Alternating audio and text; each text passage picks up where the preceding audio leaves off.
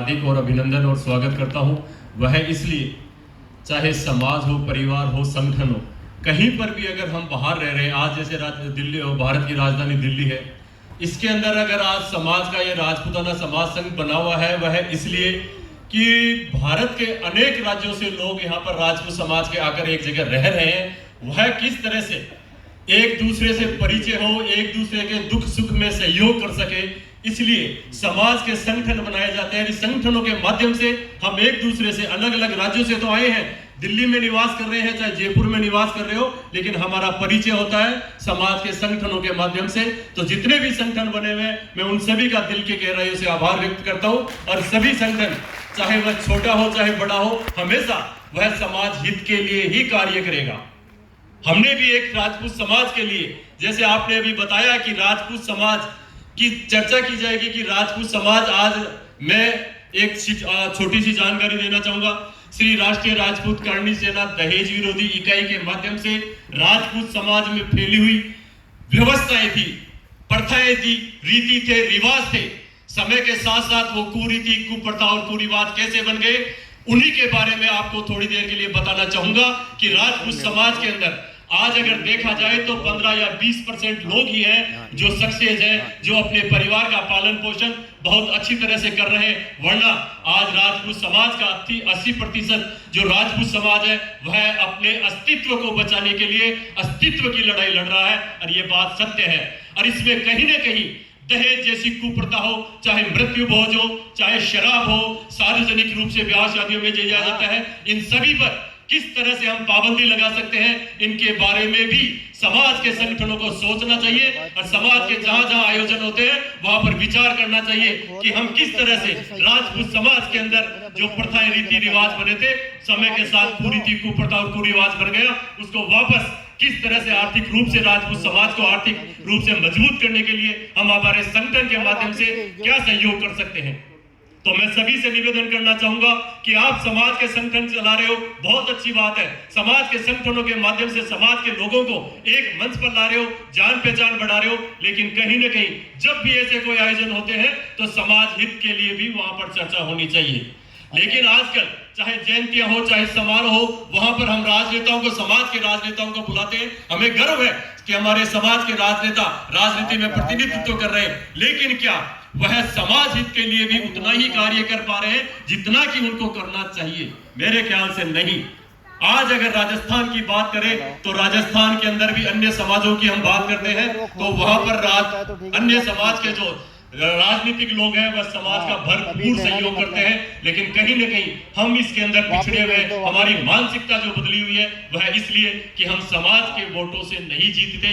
यह हमारे समाज के जो राजनेता है वह कहते हैं, तो वो भी लोग नहीं जीतते जो खुल करके राजपूत समाज के नहीं, अन्य समाजों की मैं बात कर रहा हूं, जो अपने समाजों का बहुत समर्थन करते हैं। आज 15 आरएस जिन्होंने अपने ही परिवार और समाज के लोगों को बना दिया, जिन्होंने रीट और नीट के अंदर बना दिया, लेकिन उनका कोई कुछ नहीं बिगाड़ सकता, क्योंकि उन्होंने 15 आरएस बना दिए ना, वो आजीवन रहेंगे, उनको कोई नहीं हटा सकता। तो मैं भी चाहता हूं, राजपूत समाज के युवाओं से भी यही कहना चाहूंगा कि अगर आप राजनीति में वास्तव में अपना थोड़ा बहुत भी इंटरेस्ट रखते हो, तो कहीं ना कहीं समाज हित के लिए भी कार्य करो, अगर आपको मौका मिलता है तो।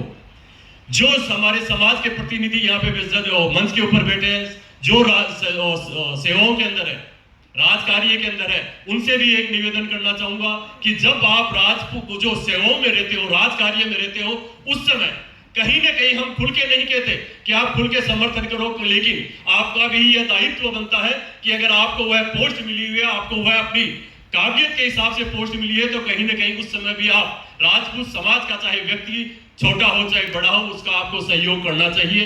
क्योंकि यह पद हमेशा एक जैसा नहीं रहते, समय बदलता रहता है, समय का फेर है। अगर आपने उस पद पे रहते हुए समाज के किसी व्यक्ति का भला कर दिया, तो वह आजीवन समाज आपका गुण गाएगा, समाज आपका ऋणी रहेगा। इसलिए मैं समाज के संगठनों के साथ साथ समाज के जो प्रतिनिधि करते हैं, जो सामाजिक सेवाओं में है, उनसे भी निवेदन करना चाहूंगा कि आप जब भी मौका मिले समाज का सहयोग जरूर करें। मैं अपनी बात रख रहा हूं कि हमने दहेज विरोधी प्रथा जो इकाई है, उसके माध्यम से समाज में परिवर्तन करने का प्रयास कर रहे हैं कि आज राजपूत समाज आर्थिक रूप से क्यों पिछड़ चुका। देखा जाए तो कहीं न कहीं दिखावा प्रथा के कारण से राजपूत समाज आज आर्थिक रूप से पिछड़ चुका है। वह दिखावा सिर्फ 3 घंटे की है।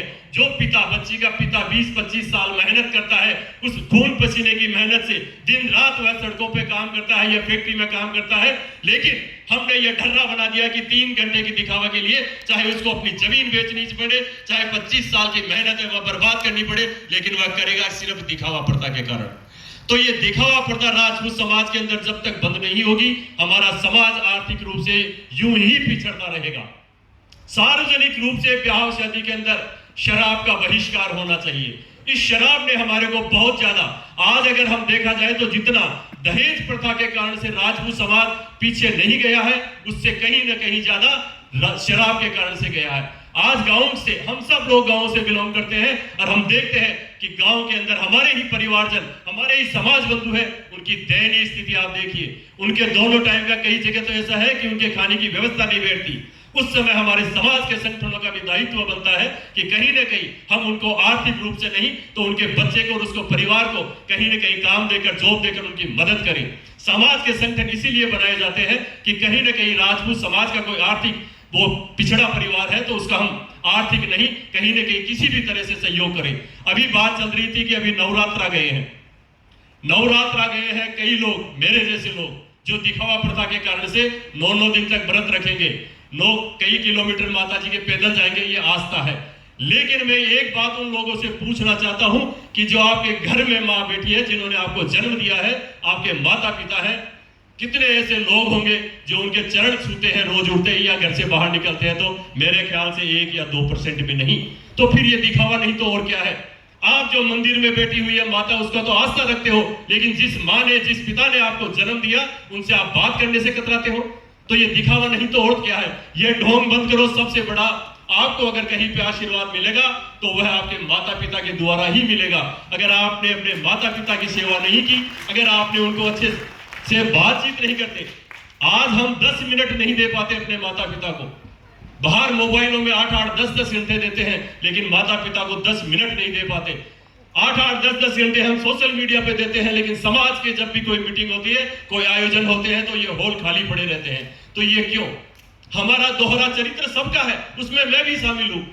हर व्यक्ति के अंदर कोई ना कोई कमी और बुराई होती है, लेकिन उस कमी को दूर कैसे किया जाए, यह भी मैं चाहूंगा कि समाज के जितने भी संगठन बने हुए हैं, वह संगठनों के माध्यम से जब भी ऐसे कोई आयोजन होते हैं, अपनी बात जरूर रखें और समाज के युवाओं को एक नई दिशा की ओर लेके जाए।